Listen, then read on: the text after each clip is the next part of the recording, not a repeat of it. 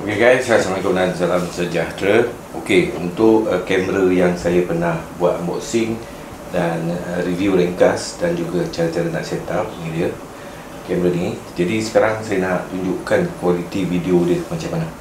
Okay, jadi saya telah gunakan kamera ni sebagai dashcam untuk kereta.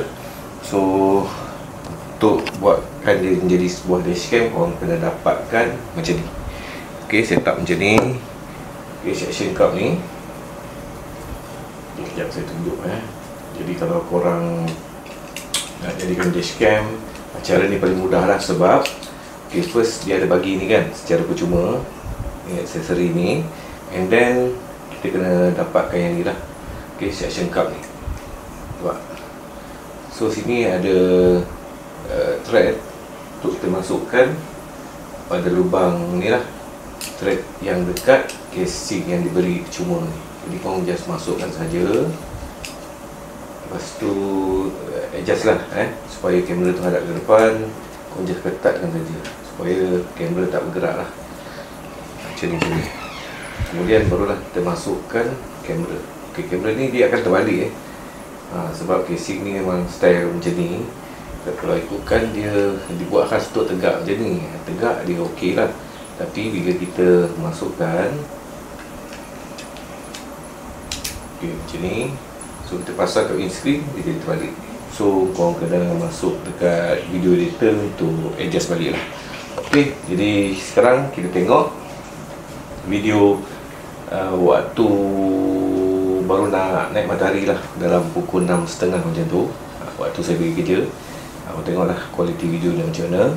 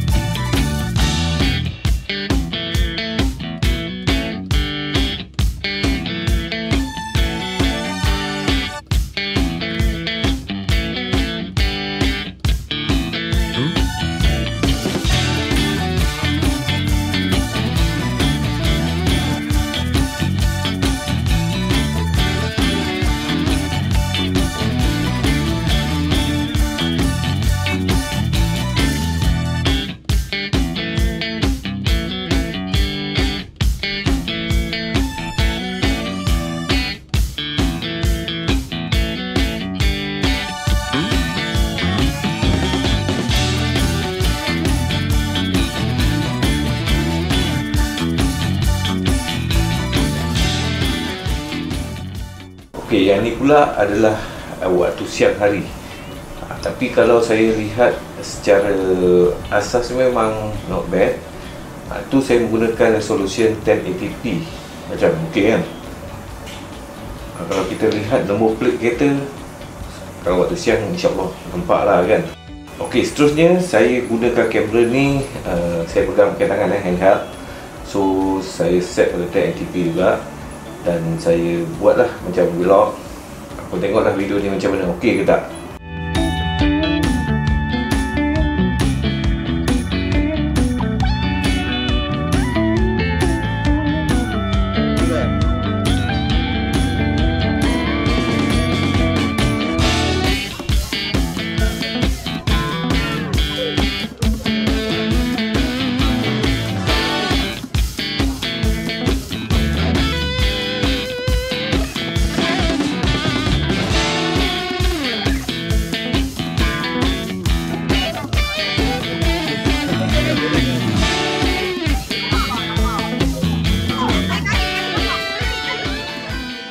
Jadi kalau kau lihat pada video tu memang shaky sikit jadi tak sesuai lah untuk kita buat macam kamera vlogging.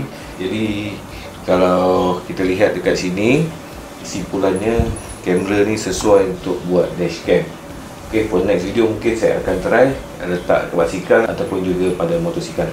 Ok, jadi itu saja. Sekian, terima kasih. Assalamualaikum.